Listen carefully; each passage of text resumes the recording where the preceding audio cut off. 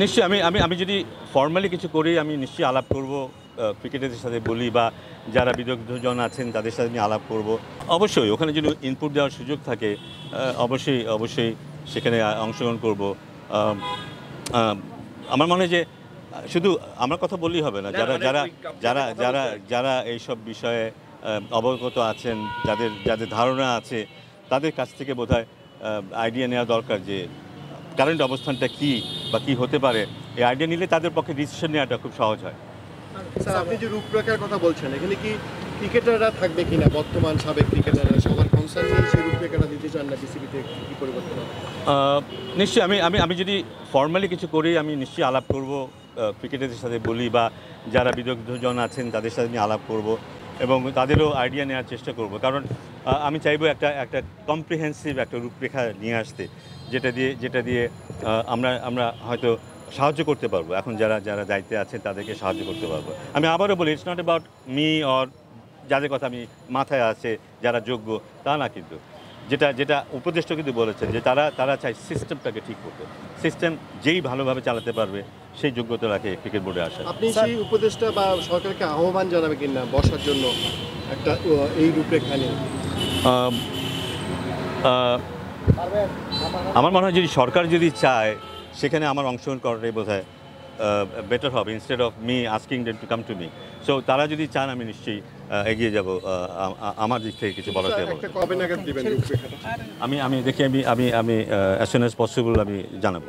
অবশ্যই মাথায় রাখতে হবে আমাদের নিয়মের মধ্যে দিয়ে যেতে হবে, but at the same time এটা কিন্তু একটা এক্সট্রাঅর্ডিনারি সিচুয়েশন। এটা একটা এক্সট্রাঅর্ডিনারি সিচুয়েশন। আইসিসি এক্সট্রাঅর্ডিনারি সিচুয়েশনের ক্ষেত্রে হয়তো অন্যভাবে ভাবতেও পারে।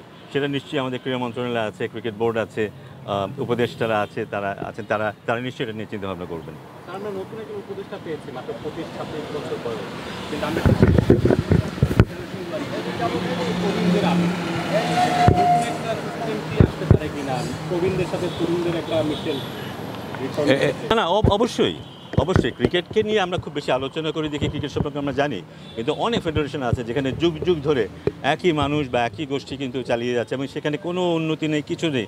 তারা শুধু এই পটটাই আঁকড়ে ধরে বসে আছে এবং তাতে সেই এরিয়ার যে ক্ষতিটা হয়েছে গত গত যুগ যুগ ধরে ক্ষতিটা হয়ে আসছে, সেটা কিন্তু মানে সেটা কোনো কিছু দিয়ে মাপা যাবে না আসলে।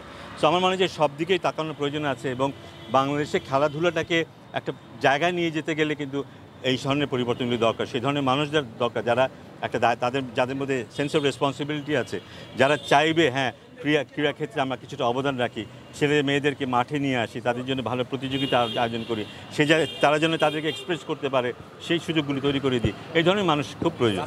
বিসিবিতে কয়েকজন পরিচালকের পদ যদি শূন্য হয়, নতুন করে যারা এক সময় এই বিসিবিতে আসতেন, প্রেসিডেন্টের আশপাশে থাকতো, তারাই আবার এসে বিসিবি চালানোর একটা পরিকল্পনা চলছে বলে গুঞ্জন আছে। সেটা থেকে আসলে কোনো লাভ হবে?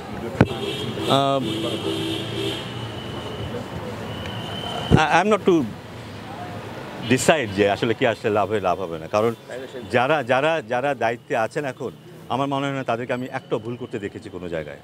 তারা একটাও ভুল করেনি, তারা প্রত্যেকটা ডিসিশন খুব ভালোভাবে জেনে শুনে বুঝে নিয়েছে কিন্তু, কারণ একটা ডিসিশন নিয়ে ফেললে কিন্তু এটা পরিবর্তন হবে না কিন্তু।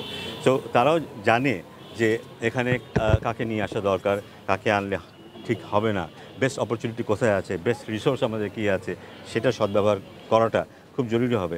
আমি নিশ্চিত যে তারাও সেটা জানে যে কোথায় কী করা উচিত।